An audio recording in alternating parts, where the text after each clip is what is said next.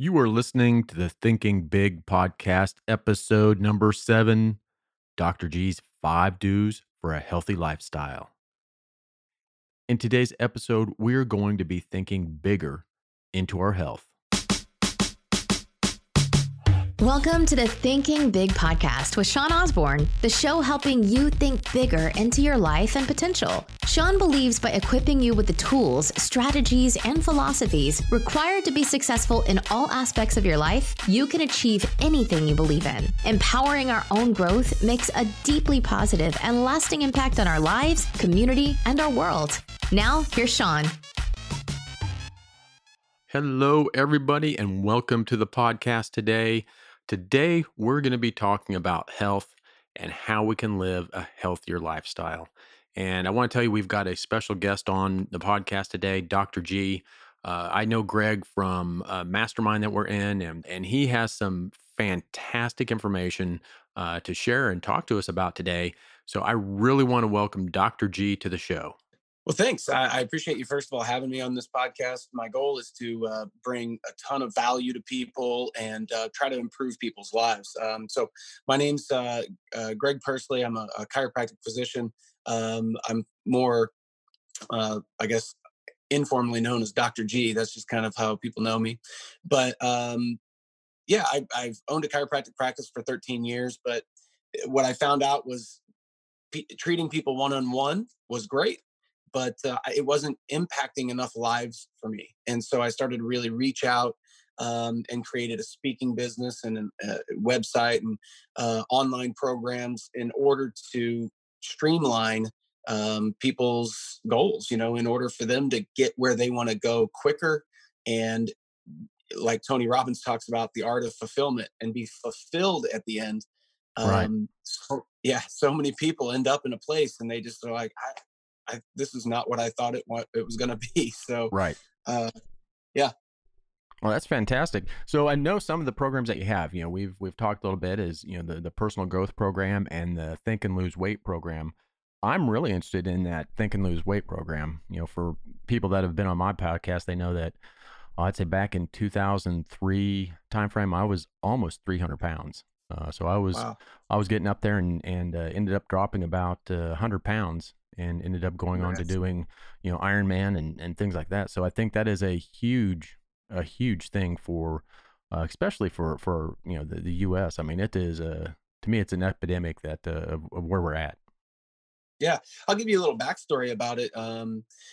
So back 11 years ago, my wife and I had been married for a couple of years. We had a 1-year-old daughter, and she got pregnant with our son, and he was born in May of 2008, and he was born with dwarfism, and very random, very rare genetic change in the third trimester. And basically it means the bones don't grow as long as they should. And then it also had other complications. So he ended up spending about 6 months out of his first year in the hospital and multiple hospital stays. He got a trach put in. He had a vent attached to him. He was on full life support for multiple years. And during that time, I was trying to run a practice, keep the family together, still make money. But we went through every amount of stressor that you could think of: mental, emotional, physical, chemical, all of it, and financial too. Oh my gosh, that was part of it too. And what happened is I wasn't really focusing on my health. I wasn't focusing on what I was eating. And so I gained a bunch of weight as well. And in the practice, people would come in and they would say, "Oh, I want to lose weight." And even I would say, "I want to lose weight." I knew how to do it. Right. I would tell them how to do it. But they would come back a week later or a month later and I'd say, "Oh, have you been doing it?" And they'd say, "No, I haven't." And so it got me thinking, well, why? If you're saying you want a goal and I'm telling you how to do it, why aren't you doing it? Why aren't you reaching that goal? And so that's where Think and Lose Weight became, started growing, 10, 11 years ago. It was the mentality, the thought process, the precursor of choosing a program or even doing a program. You don't really need one, honestly. Right. And so it's a lifelong journey, and this teaches you how to stick with it and do that. So I have a question for you though. I mean, what was the moment? Do you remember where you were like, "This is unacceptable. I got to do something different"? Really, I think it was more when my granddaughter was born that I knew I had to change shit and, change the way I was doing things, what I was doing. And what people don't realize is it's losing weight is so simple. It is once you do it, it's so simple. It's doing it is complicated. Well, it's not complicated, it's hard. But once you do it, once you change your mindset and you change how, not only how you see yourself, but how you Mm. see things, that's when things change. People don't realize that 90 something percent of what we do is out of habit. And Yeah. if you have a crappy habit, I don't care how much you try focusing your conscious mind on something for a week or 2 weeks, the second you kind of lose focus, you're back to your old habits. And that's, Yeah. that's where I was. Absolutely. You have to change And those I tell habits. people that all the time. I literally tell people that every single day. I'm like, I can sum up weight loss in one statement, and that's if you want to lose weight, you got to change your habits.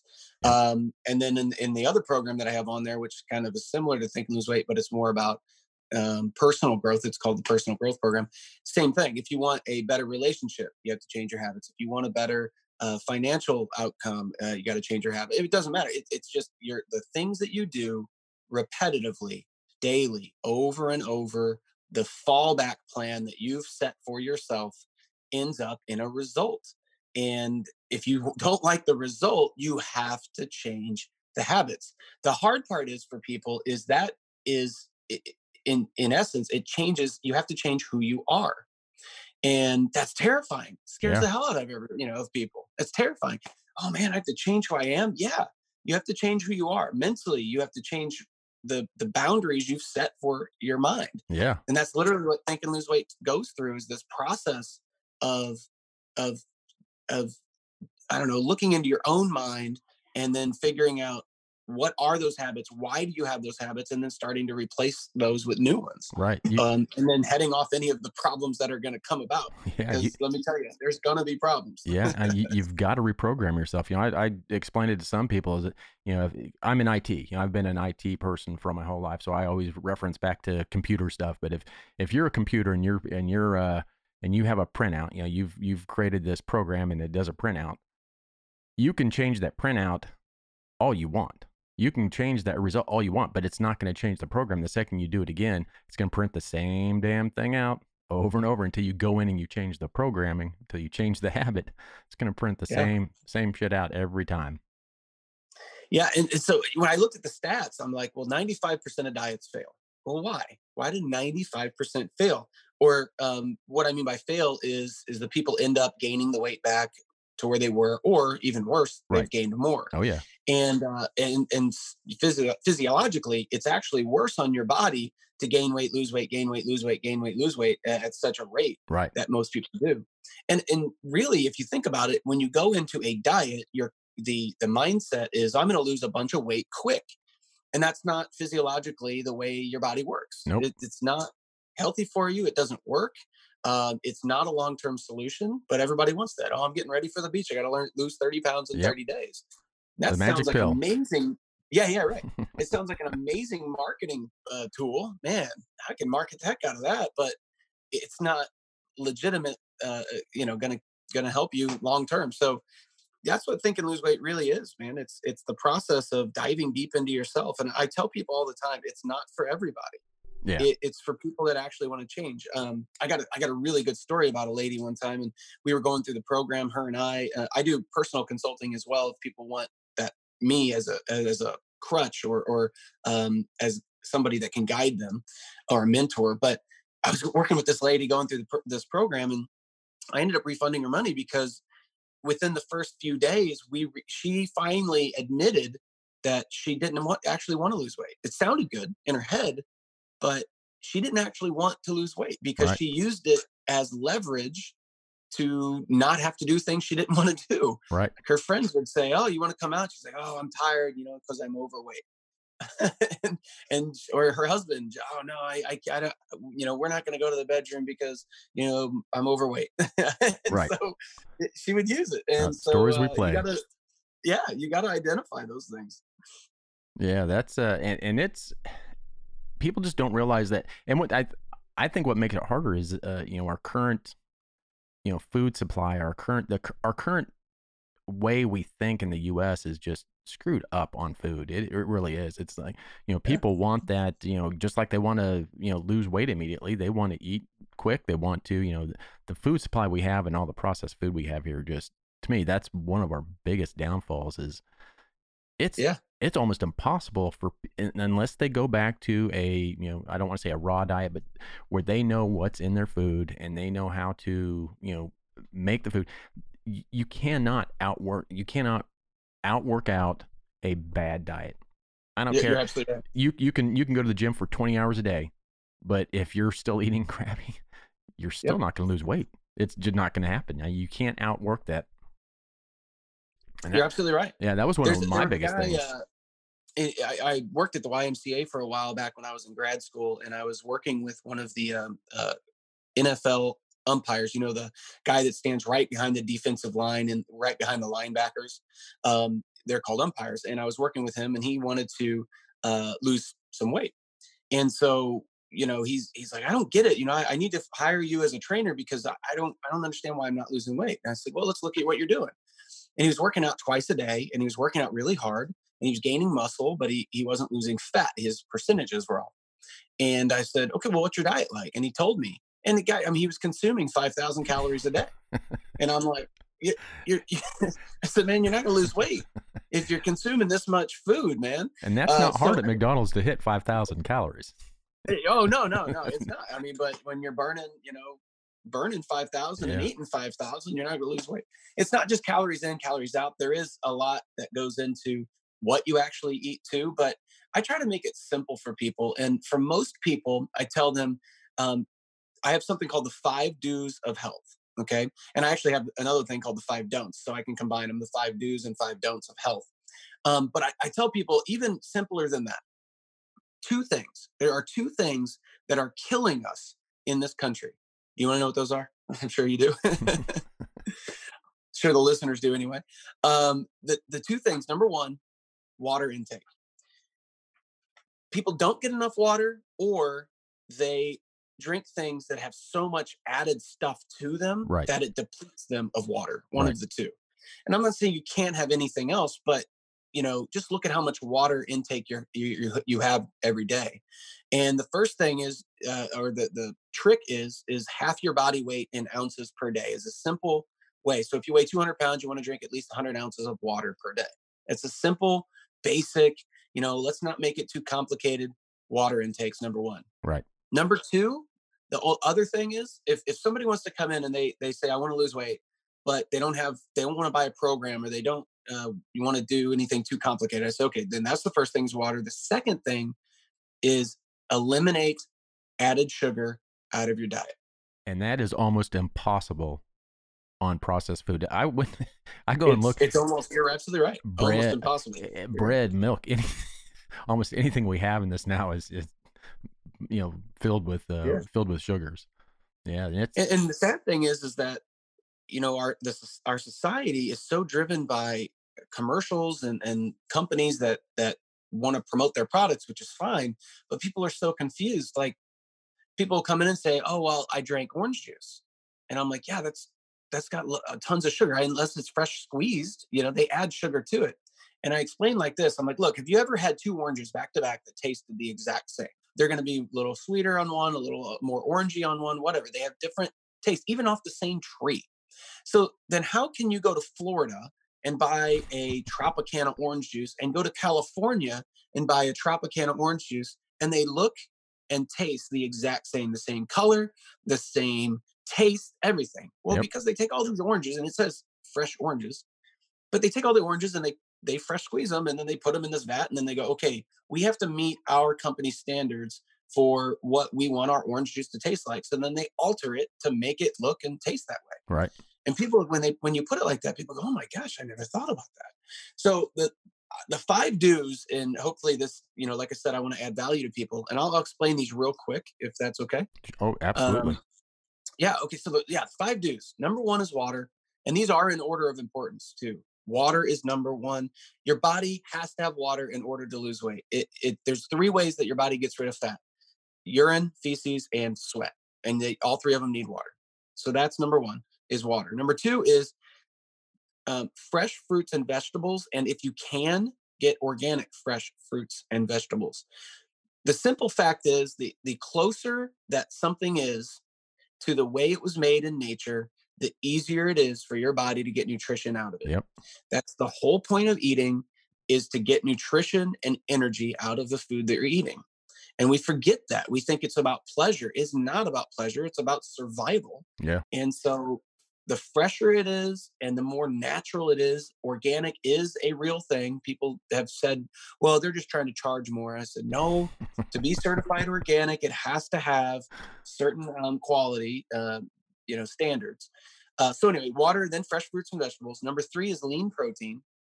Lean protein can come from certain vegetables, certain seeds, certain nuts, lean like chicken or turkey or wild game or fish. I mean, there's lots of ways to get lean protein. Healthy fats, you have to have healthy fats. There was a fad in the 90s. If you don't want to be fat, don't eat fat. And that's when That margarine is, and all yep. this became popular, which is ridiculous. Your body has to have fats. There's something called essential fatty acids. They are essential to Yep. life, and you have to consume them. You cannot make them. And that's, in my opinion, why Parkinson's and Alzheimer's and all these diseases of the brain and nerves are becoming a major issue now, I agree. is because all the years that people didn't eat any essential fatty acids. And what's So what's healthy fats, funny those can come what's from funny on what's that? what's funny on the healthy fats is, coming from an athletic background of doing endurance sports like the Ironman, where you're running, you're swimming, you're biking, Yeah. all this time. People think that you have to have carbohydrates to do that. I would actually train on almost pure fat. Yeah. It Yeah. perfect energy to burn, long lasting. Yeah. Perfect. It's amazing. Science, it doesn't lie, but people get confused because there's so many articles and things that are really skewed trying to promote a product or a service or something. And what I'm trying to do is give people reality. Right. Reality is, if you stick to these five, that was number four. And the fifth one is you have to be active. And I don't mean, like, I don't use the word exercise. It just, people get a negative connotation with exercise. Oh, I got to drive to the gym. I got to do this. I got to do that. And they have this definition.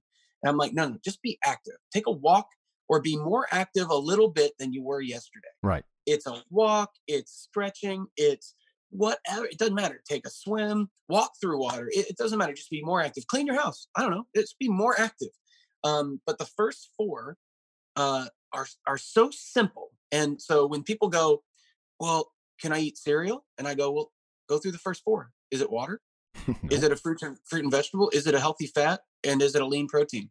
And if it doesn't meet those four, then don't eat it. Yep. If you want to lose weight, it's literally that simple. Yeah. But unfortunately, we've built these connections in our brain, like food equals pleasure, and then if we believe that, then we turn to food as our habit. Yeah. When we're upset or frustrated or tired or lonely or any of these, Yep.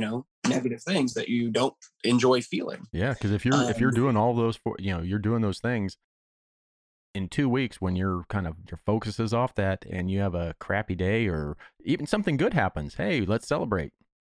Your yeah, mind, yeah. your subconscious tells you, hey, let's go get a piece of cake, or let's, Yeah. it does it. You say things like, I deserve this. And you're like, what? I mean, you deserve. I always ask people this, especially the people that turn to food for pleasure to try to mask pain. I ask them, okay, you get the pleasure when you eat it. How do you feel 20 minutes later? Right. And almost 100% of the time they go, well, I feel like crap. I'm tired. I'm lethargic. I'm, whatever, achy, sore, all these negative things. I'm bloated. And I'm like, right. So do you really get the pleasure you think you get out of that? Or is it just a very temporary pleasure?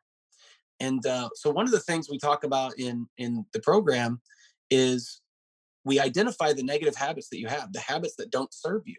And we start working on replacing them with habits that do. And then you do that repetitively enough, that becomes the new habit. And Tony Robbins talks about this a lot. With, you cannot take a CD out, you have to replace it. Like, if your CD is the program you're running in your brain, Right. you can't just take it out. You gotta take it out, scratch the crap out of it, and replace it with a new CD. And that's what we're trying to do with Burn it. people. Yeah. So, yeah, and that's, man, I'm telling you this, I could talk for hours on this. This is something that is near and dear to me. It's something that I think is a huge issue within really our whole environment nowadays. And I know that, for your listeners and for my listeners, one of the things that you're going to do is you're giving away your 5 steps that, you've used to take your life from ordinary to extraordinary. And we're going to make sure that we get that put on the show notes and put the links on it. And so everyone can get the link and download that and use that. But those 5 things are very critical. And that is something that people really need to. And here's the thing, most people already know a lot of that. It's just they don't do it. As simple as that, they don't do it. But yeah, so the question is why? Right. And you're right. You're right. Inherently, most people know how to change their life. They know what to do, but they don't do it. And so the question is, well, why don't you do it? Right. Why? And so when we start really diving into that, then we start uncovering things that you didn't even know were there. And I've done this in my own mind. I've done this in my own life. And you start uncovering things. You're like, oh my gosh, I had no idea that was part of me and that was there the whole time and that this was my automatic pattern. And so when we start identifying these things and saying, okay, well, this doesn't do what I want it to do. So how can I make a change and do it automatically? Right. And that sounds like, well, that's really simple, but it's conscious thought and conscious activity until it becomes a subconscious activity. Right. And when it becomes subconscious, that's when you've actually changed who you are. That's when your fallback habit is now this different thing. Right. And it's getting that habit. And people don't realize how many times that they actually program themselves with habits and it becomes second nature to them and they don't realize they even do it. One of the great examples is driving. When people first start driving, it is, you have to drive consciously and it's overload. You can't really drive very well consciously, but once you've, done it for 3 or 4 months, all of a sudden you've now, kind of turned that over to your subconscious. And that is a habit that you're able to do while you're driving and eating and drinking and putting on makeup. And I see people reading books. I see people, it's like, so when you turn good habits over to your subconscious, it's going to become a habit just like a bad habit. The problem is good habits are hard to keep in there. Bad habits seem to grow in there by nature. Yeah. And well, I hear what you're saying with that. And it's partly because of our society. Our society, there's so many messages coming at you. Go around in a day and just ask people how their day is going and listen to what they say. Okay. And so this is what we're exposed to all day. Think about it. When you ask somebody, hey, how you doing? How's your day going? You go, I'm just getting by. I woke up this morning. I'm not dead yet. Those are the type of things you hear all day long from most people. Very rarely do you hear somebody go, man, fantastic. Life is great. Yep. I'm loving it. Whatever. And because of that, people get so downtrodden. And that's why those bad habits seem to creep in. And also, socially, it is acceptable to have those bad habits. Right. It's totally acceptable to be overweight. It's totally acceptable. And I'm not saying people need to change who they are. That's not my purpose. My purpose is if you want to change, I'll show you how to do it. Right. But I don't run around like judging people and people get subconscious. By the way, when you get subconscious about something, that's your body and your brain and your soul telling you something's not right. Right. That you don't like where you're at when you get subconscious. So if you think somebody's looking at you and whatever and looking at you wrong or looking at you and saying that you think they're judging you, it's because internally you take responsibility. You feel like something's wrong with you. Right. And so that's the moment where you got to recognize it and go, oh, there's something going on here that I don't like where I'm at. What is it? How can I change it? And let's start changing it. But in our society, like I said, it has become so acceptable to be subpar or to be depressed or to be tired or to eat like crap, or it's so acceptable. Yeah. Think about it. Look around. Yeah. Go to Walmart. I wish I had wish I had a badge and I was like the food police or something. I could go around to Walmart and be like, you don't need this and you don't need that and this is crap and whatever. Yeah, and it's Um, education. People need to be educated on the food that they're eating, and people. Absolutely. And I know before I lost weight, I honestly just did not even think about it like that until I right. actually started losing weight. I didn't know what I didn't know, and I didn't realize how bad the stuff was that I was eating. I just didn't even realize it. I was Well, uneducated. because they don't, yeah, but food companies don't want you to know that stuff. Exactly. I mean, I had a guy argue with me telling me that Special K was healthy. I'm like, no, it's not. It's not healthy. He's like, I lost weight on it. I said, because there's nothing essential in it. It's like, I mean, It's like eating there's no cardboard. energy in that food. Your Yeah. body's fighting just to like break it down, Um, so yeah, and I know what people are thinking, like I did those 5 do's, okay, and people are thinking, oh man, if I eat like that, that's going to be so expensive. Well, love to break down common misconceptions, and there's 2 of them in that statement.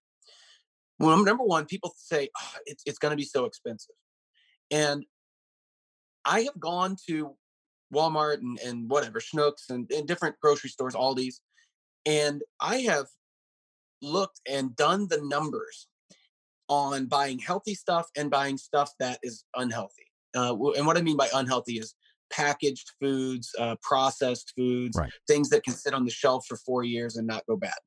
So I've done the math on both of them. They are the exact same, if not slightly less expensive on the healthy food side. Okay. And people I know are going to think, well, that's ridiculous. The reason why people think it's more expensive to eat healthy is because they have their habits of eating the processed stuff Right. and they go on a health kick and then they buy both. They buy the healthy stuff and the processed stuff. And that's why it's twice as expensive Yeah. because they're buying both. Like go in there and just buy the apples. Don't buy the apples and the Oreos, right? So that's the first misconception. And I went to Aldi's one time and bought all this healthy stuff. And the lady checking me out was probably 18 to 20 years old, something like that. And she gets done, and it was like $22 or something. And she goes, wait, and she had to recheck because she just assumed that all that healthy stuff, fresh stuff, was going to be more expensive. And Right. she literally had to check again. Like, wait, that can't be right. I was like, no, that's it, man. It's only that. She's like, I thought that'd be more expensive. Um, so anyway, that's the first misconception in there is that people think it's more expensive, and it's really, really not. Secondly, the other misconception is they're like, well, I'm going to be hungry all the time. Well, your body does not fill up on volume; it fills up on nutrition. And I will say that again because it is so Yep. important. Your body does not fill up on volume; it fills up on nutrition. And I will prove my point right now. Have you ever seen or yourself gone and to a pizza place and just demolished an entire pizza or a huge pizza, a lot of volume, Oh or yeah. went to McDonald's and had whatever Big Mac and fries and a soda, lots of calories, right? That's a lot of volume, but there's hardly any nutrition in it, which is why you're like, I gotta eat more, I gotta eat more, I gotta eat more. Now, subsequently, have you ever tried to eat a salad that is all healthy? There's like, nothing processed in it. It's like 300-400 calories, but your body you can't even finish it because you're like, man, I'm full. I don't need any more because your body goes, we've got enough nutrition.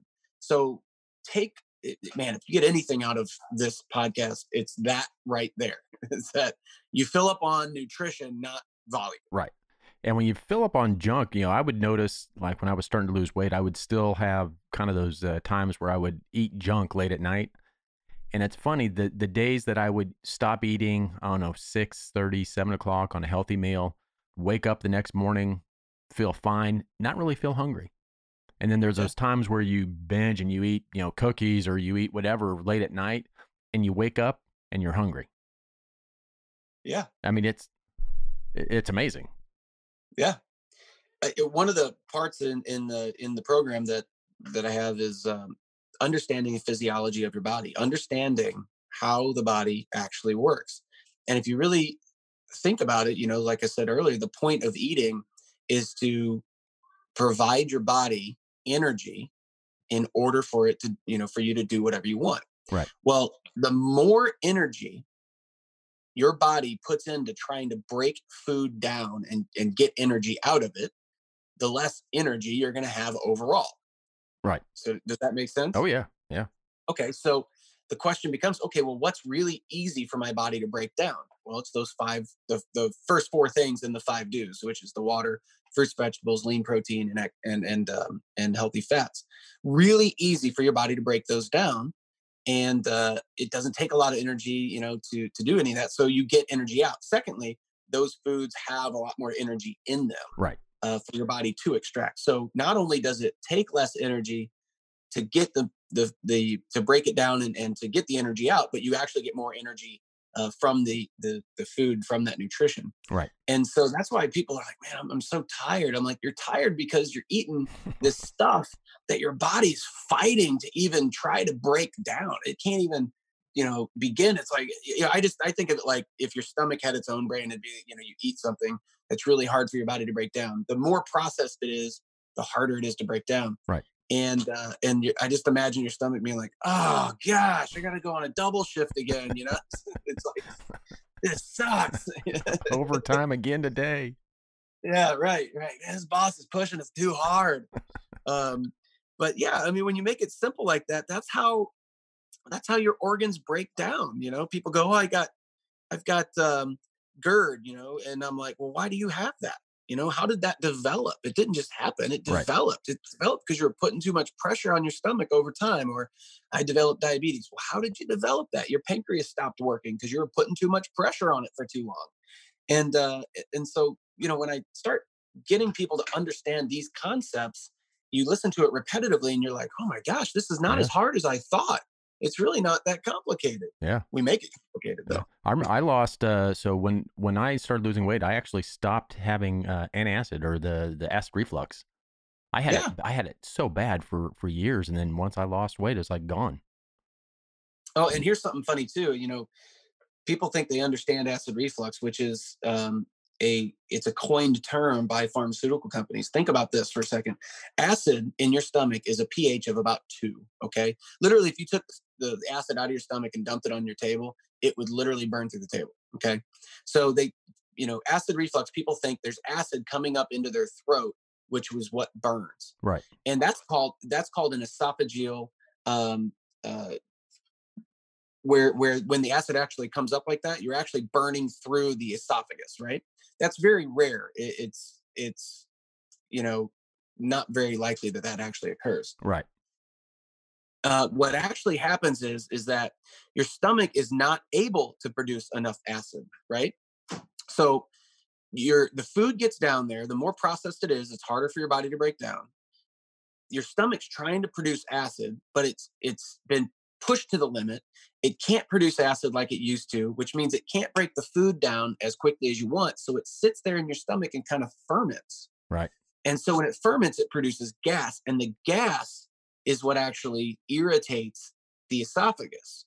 And that's why people belch and burp, and that's one of the symptoms. Right. And so the solution for most people that they think the solution, this is the wrong solution, but they think the solution is to eat an antacid, which cools it down, but they're actually stifling their stomach's production of acid. So it just produces the result again next time you eat. Makes it It even actually worse. prolongs the problem. Yeah.